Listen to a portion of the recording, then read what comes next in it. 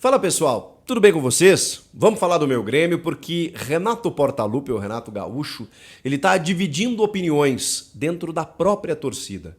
Tem uma galera que quer o fora Renato imediatamente e tem outros não, que defendem o treinador até por uma limitação de elenco. Eu vou falar sobre isso. Será que ele vai permanecer para o ano que vem? Será que ele tem que sair agora? Chega mais, eu sou o Chico Garcia, inscreva-se no canal e vamos juntos!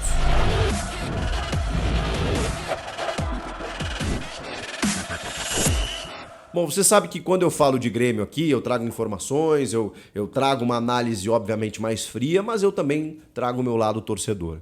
E falar do Renato nunca é fácil para o torcedor do Grêmio, porque o Renato é ídolo, porém está técnico. E isso sempre é muito difícil, porque você tem que separar a crítica para o treinador, ao mesmo tempo permitir algumas coisas pelo tamanho que o Renato construiu no Grêmio, também como técnico e obviamente como jogador. Além da grande figura que é o Renato, de sempre defender o Grêmio, enfim, e por todas as passagens sempre ajudar o Grêmio, sempre tornar o Grêmio maior. O Renato tem essa... O Renato é uma estátua, né? Não preciso dizer mais nada. Mas é óbvio que a gente tem que analisar o trabalho dele. E até essa sequência negativa, não só por mim, mas a análise que era feita do Renato, sobre o Renato, era a melhor possível. De que o Renato talvez estivesse na sua temporada mais madura sob comando do Grêmio, de todas as passagens. Era um Renato que conversava com as áreas do clube, era um Renato que tentava conciliar as coisas, era um Renato que se reinventava taticamente, porque quando precisava mexia no time e encontrava soluções. Era um Renato que mesmo... na dificuldade, conseguiu títulos, conseguiu vencer Grenais, conseguiu manter o time no G4 durante quase todo o Campeonato Brasileiro, com um orçamento muito menor do que Palmeiras, Flamengo, São Paulo, Corinthians, equipes que não ocupam a mesma posição de tabela durante muito tempo. Agora o Grêmio foi ultrapassado, ficou à frente de Palmeiras e Flamengo. E aí você pensa, poxa, o trabalho é bom. O trabalho é bom, o Grêmio tem um extra-classe, que é o Luizito Soares, e fez alguns investimentos no começo do ano de jogadores que até não performaram como a gente imaginava, mas assim, quando ele precisa recorrer ao banco de reservas, ele tem dificuldades. Mas era um Renato que estava promovendo jovens. Cara, até essa sequência negativa, o que eu ouvia era esse tipo de análise da qual concordo. O Renato, até então, fazia um trabalho irreparável. Diante da nossa expectativa... E eu acho, e eu falo isso para vocês aqui, que essa análise ela ainda vai ser feita ao fim do ano, ao fim da temporada. Pode ser que o Grêmio agora degringole a não vencer mais jogos e, enfim, ocupe uma posição de meio de tabela, vá para a Sul-Americana e a gente tenha que encarar uma frustração muito grande por ter estado muito tempo no G4. Agora, eu acho que se a gente conseguir uma pré-Libertadores, por exemplo, o saldo ainda vai ser positivo. Tudo que o Renato fala agora, de uma forma até meio provocativa, do tipo, tá ruim, a gente não tá brigando na parte de baixo, que também é uma provocação ao Inter, ele sabe fazer isso muito bem. O que ele fala agora, antes do fim do campeonato, talvez passe como um ar de soberba ou do jeito Renato de ser, mas ao final do ano eu vou concordar. Se ao final do ano o Grêmio chegar numa pré-Libertadores, numa fase de grupos, então nem se fala... Diante do que se imaginava para um time que veio da Série B, mesmo com a contratação do Soares, se você olhar o elenco num todo, tá bom, tá bom. O problema é que ele virou refém da própria competência. Ele realmente colocou o Grêmio num patamar que a gente começou a exigir que ele se mantivesse ali. E o fôlego foi acabando.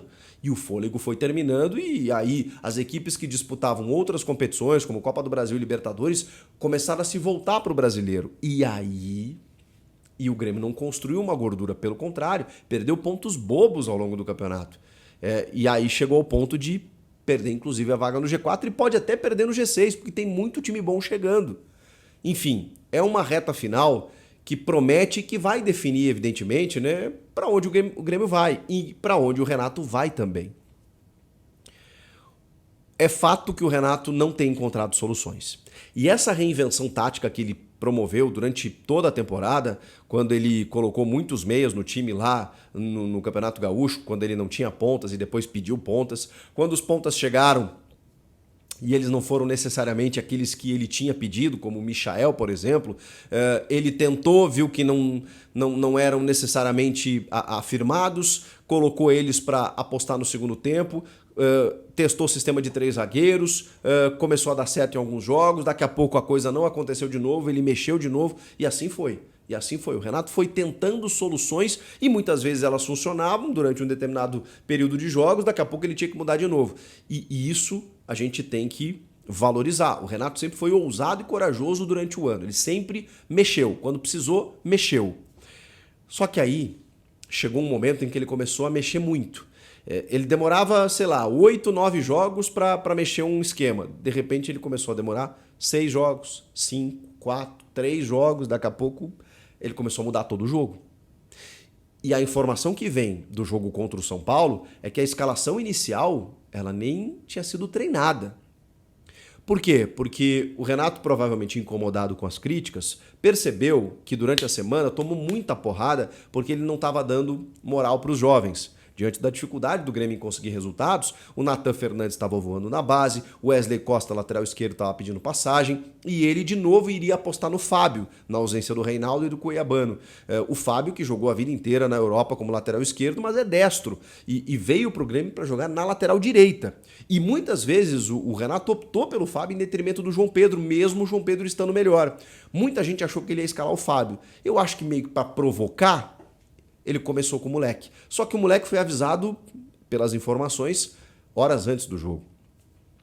Então você encarar o São Paulo, campeão da Copa do Brasil, do Dorival Júnior, no Morumbi, lotado, como titular e saber disso às vésperas, nunca é legal. Aconteceu com o Josué também, que foi o titular do meio-campo. E o Nathan Fernandes acabou entrando no primeiro tempo porque ele percebeu que o Cristaldo não está jogando absolutamente nada. Então você tem algumas coisas. Você tem um Renato que não está conseguindo soluções, que travou uma batalha contra a imprensa nos últimos dias, e isso sempre determinou as saídas do Renato, em todas elas. Sempre chega num ponto em que ele travou essa briga com a imprensa e, enfim, isso desgastou tanto a relação que ele acabou saindo. Às vezes por conta própria, às vezes por uma questão de não vamos renovar o contrato, ou como foi na última vez lá em 2021, quando ele caiu para o Del Valle na pré-Libertadores, que ele foi desligado. Mas ali também o Renato já não queria mais ficar e houve aquele acordo entre amigos ali, mas ele foi demitido naquela oportunidade, uma das poucas vezes que isso aconteceu. Mas até então era sempre, na reta final, essa briga contra a imprensa. Ele precisa criar um inimigo, né? O Renato tem disso.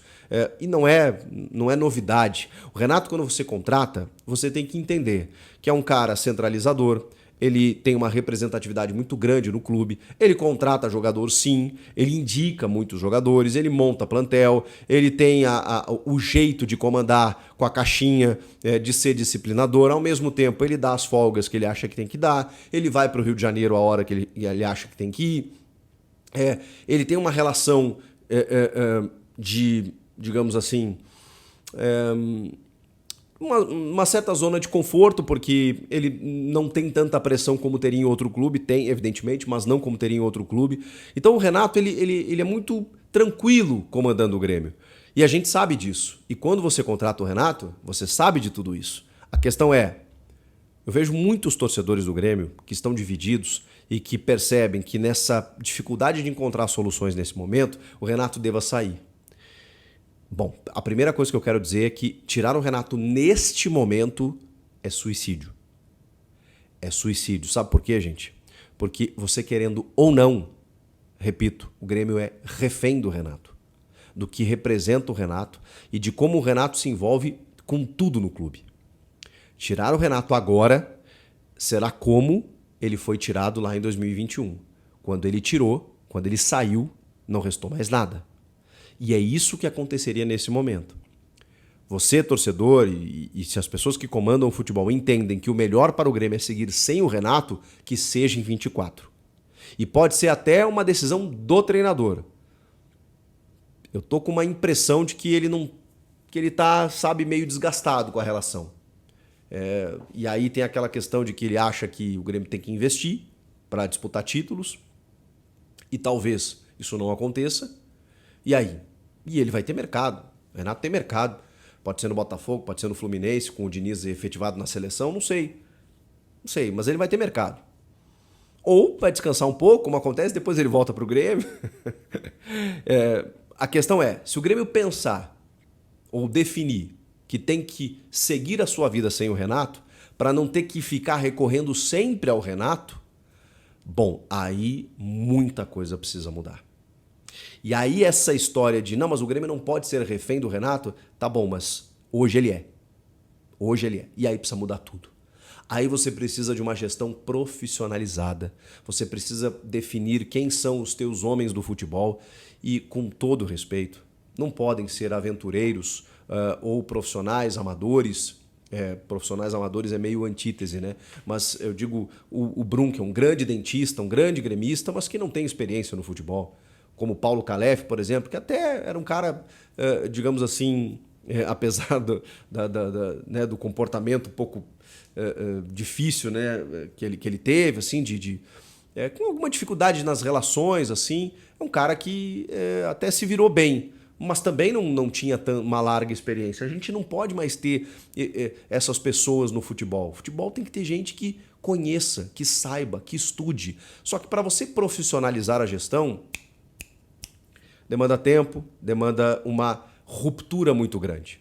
Muita gente compara os elencos e as campanhas de Bragantino e Fortaleza, ou até mesmo do Botafogo. Só que o Botafogo tem investimento, tá? O Botafogo tem uma folha salarial de quase 20 milhões de reais. O Grêmio tem 10 milhões de reais de folha. Então, você tem uma diferença grande aí nesse aspecto. O Botafogo é uma SAF. É uma outra mentalidade. O Grêmio vai virar uma SAF? O Fortaleza tem um presidente remunerado. Já começa por aí. A gente estaria disposto a aceitar isso? Toda a diretoria, todo o departamento de futebol é remunerado. Os caras são profissionais da bola. Do presidente ao diretor de futebol. Todos os caras recebem um salário, porque eles são abnegados, eles se voltam para... Aquilo é uma empresa. E aqui não. Nós ainda vivemos a cultura, aqui que eu digo no Grêmio, né? A cultura do presidente que tem a sua empresa, mas aí ele para a sua vida durante 3 anos para cuidar de um clube com um orçamento bilionário, contrata lá os seus pares, o cara que deu apoio político para ele na gestão, na eleição, não sei o que e tudo mais. Aí o cara é um dentista, um advogado, um médico, e aí o cara vai lá e empresta o seu prestígio e tudo mais e liga para contratar um treinador, um jogador. É assim que funciona o futebol no Brasil. E não pode mais, cara. A gente precisa avançar. E aí a gente vê o exemplo do Fortaleza, do Bragantino, do Botafogo, que são equipes mais bem estruturadas nesse aspecto. Mas para mudar isso, não é da noite para o dia. Hoje, o Grêmio não consegue. Hoje é refém do Renato. Hoje não dá para tirar o Renato. A gente tem que torcer para que essa oscilação termine, para que o Renato encontre soluções e até o final do ano termine com pelo menos uma vaga na Libertadores. Ano que vem, quer mudar? Começar do zero? Bom, mas aí muita coisa precisa mudar, inclusive na cabeça das pessoas. E aí se fala num técnico português que o Grêmio estaria observando. Vocês lembram quando o Grêmio trouxe o estudioso Thiago Nunes? Campeão de Copa do Brasil, que teve uma passagem pelo Corinthians atrapalhada por conta da pandemia, é verdade. O Thiago Nunes era um dos, digamos assim, dos novos treinadores, um dos mais prestigiados. E vocês viram o que aconteceu. Ele somou 2 pontos em 8 rodadas e o Grêmio terminou rebaixado no Campeonato Brasileiro. Nem sempre a solução é o que está fora. E eu não estou dizendo que o Renato é a solução para tudo. Eu só estou dizendo que vamos com calma.